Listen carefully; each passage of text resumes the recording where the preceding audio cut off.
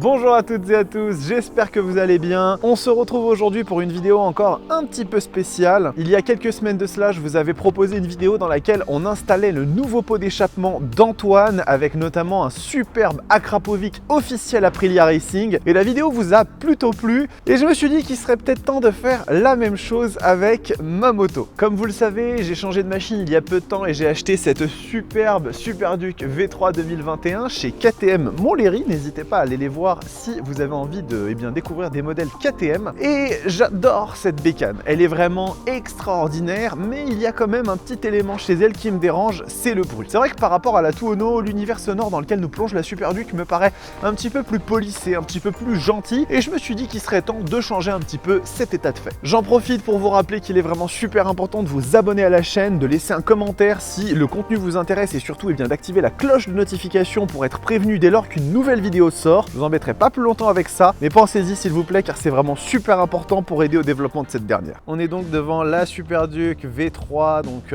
comme vous l'avez déjà vu dans la vidéo de présentation que je vous mets en lien en haut à droite si vous n'avez pas encore eu l'occasion de la voir. Elle est vraiment super belle, moi je la trouve plus sympa dans ce coloris là que en noir avec ce bleu qui change en fait en fonction de la lumière. Il est vraiment très sympa. Donc là j'ai juste mis une petite protection de réservoir pour le moment, c'est la seule modification que j'ai faite sur la machine. Et donc nous, ce sur quoi on va se concentrer, c'est vraiment ici l'échappement donc d'origine qui est ma foi pas le plus moche. Je trouve que sur cette moto, l'échappement KTM d'origine avec le petit sigle comme ça, 1290 Superduc, il est vraiment très sympa. Mais en termes de bruit, je trouve que c'est un petit peu gentil. Je vais vous démarrer la moto pour que vous voyez un petit peu ce que ça donne.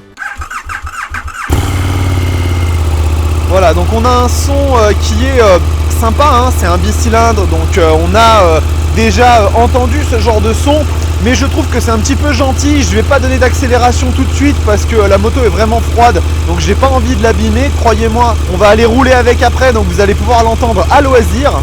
Mais maintenant, ce qu'on veut savoir, c'est quel est l'échappement qui va remplacer celui d'origine de la Superduc. Je ne voulais pas indiquer sur la miniature exprès pour faire un petit peu perdurer le mystère, mais je vais vous le dévoiler tout de suite. Voici l'échappement qui va être installé sur la Superduc. Il s'agit d'un SC Project CRT, donc quelque chose qui nous promet de faire un bruit assez sympa. Comme vous le voyez, c'est un truc un peu large, un peu gros, donc j'ai hâte de voir ce que ça va donner.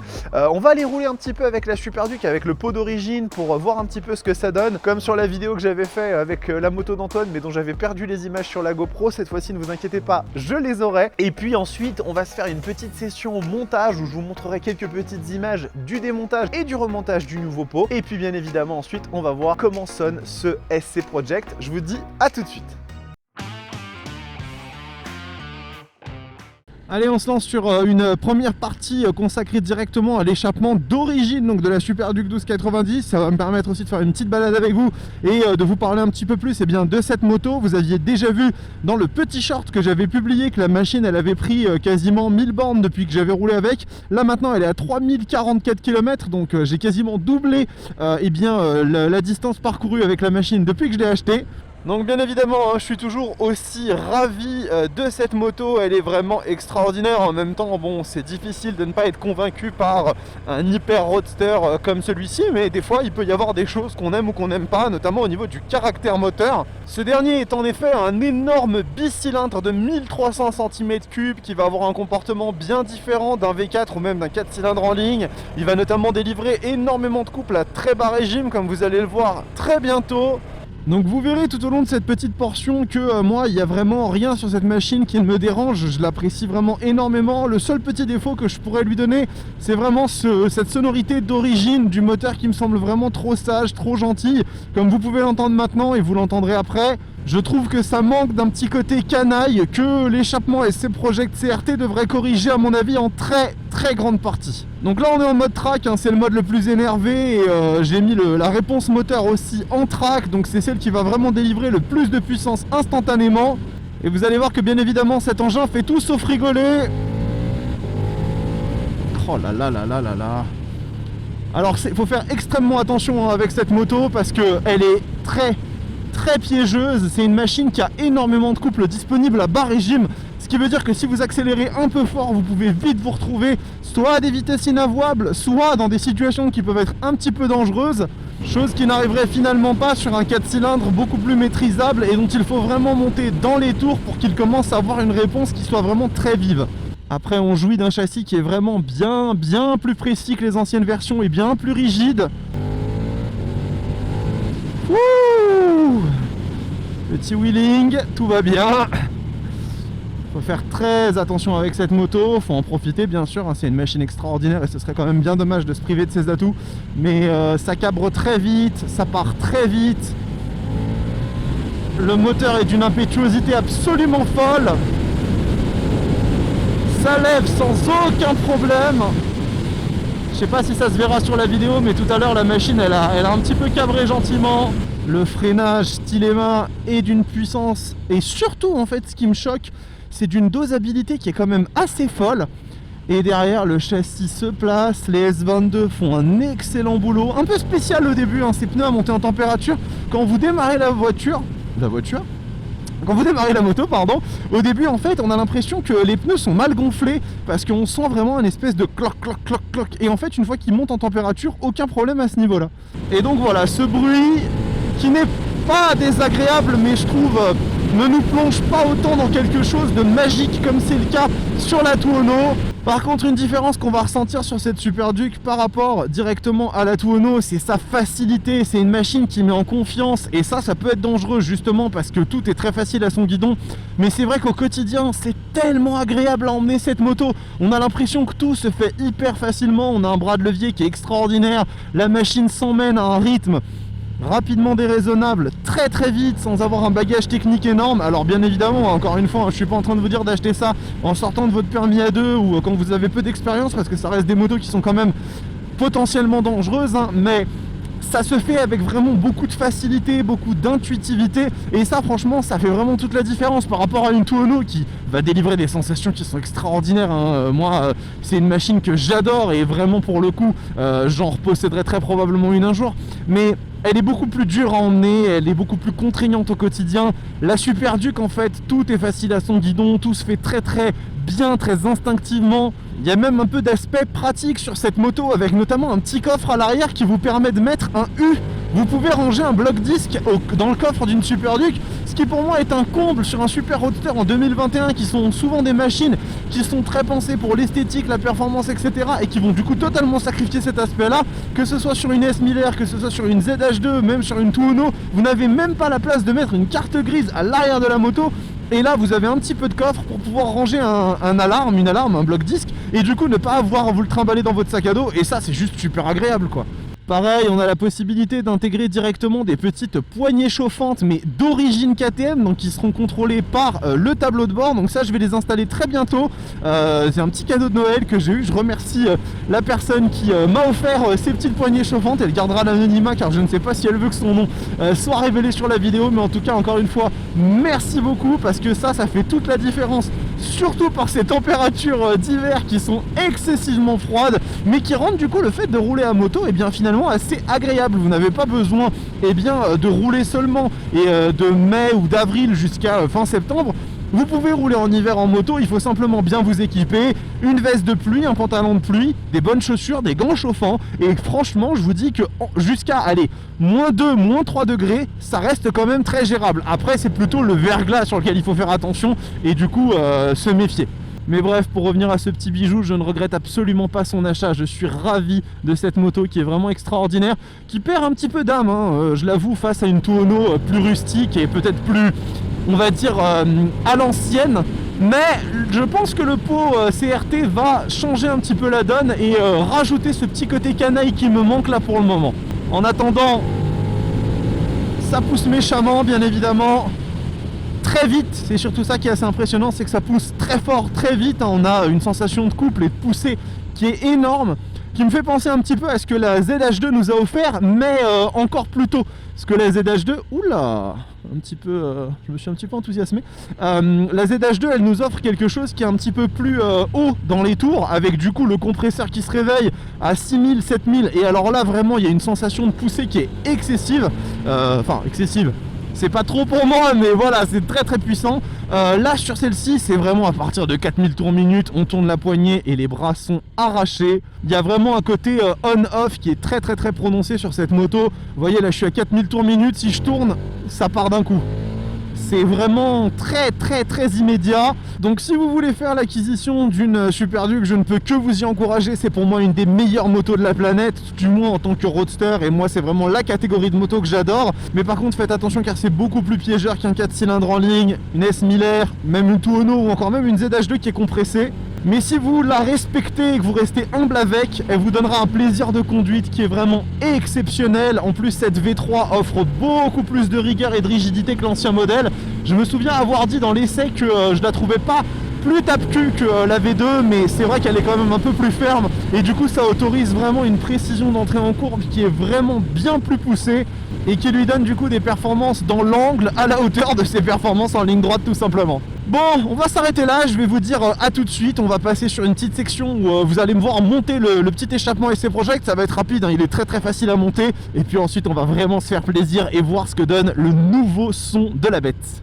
Allez, on se retrouve pour du coup le montage du pot SC Project. Donc en fait, vous allez voir que ça va être quelque chose d'assez simple puisqu'il nous suffit tout simplement de venir en fait ici dévisser cette vis, enlever la petite protection de chaleur qui est là et juste le collier qui est ici. Et on va pouvoir installer le nouveau silencieux. Donc je vous retrouve dans quelques secondes une fois que ce sera fait pour que vous voyez un petit peu ce que ça donne une fois que le pot d'origine est démonté. Et puis on se retrouvera après pour la partie finale. Et ça y est, on y est, l'échappement d'origine de la machine est démonté. Donc comme vous le voyez, il y a une différence de taille qui est assez conséquente avec le SC Project, donc ça n'a pas été très compliqué. Là la machine n'a pas d'échappement, donc je vais éviter vous de la démarrer dans cet état là parce que sinon on risque tous de perdre l'audition. Et donc là vous voyez, on a ici la cartouche d'origine avec les petites vis, les petits écrous, et là on va installer directement le SC Project et je vous retrouve dans quelques instants pour le résultat final. Et bien ça y est, le petit échappement SC Project CRT est installé mes amis, il est là. Alors je le trouve vraiment pour le coup super sympa, je trouve qu'il dégage très bien le monobras de la machine, on voit encore mieux les jantes de la moto. Je vous cache pas que je l'ai pas encore démarré, donc je sais pas du tout ce que ça va donner, mais je vous donne l'exclusivité de ça et on va la démarrer tout de suite, c'est parti.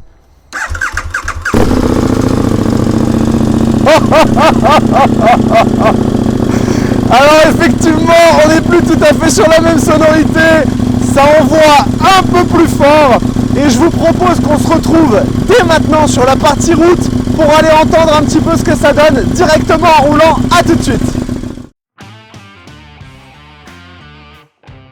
Allez, on est lancé du coup avec ce nouveau pot SC Project CRT. Je vous avoue que je suis vraiment super content parce que le bruit est hallucinant.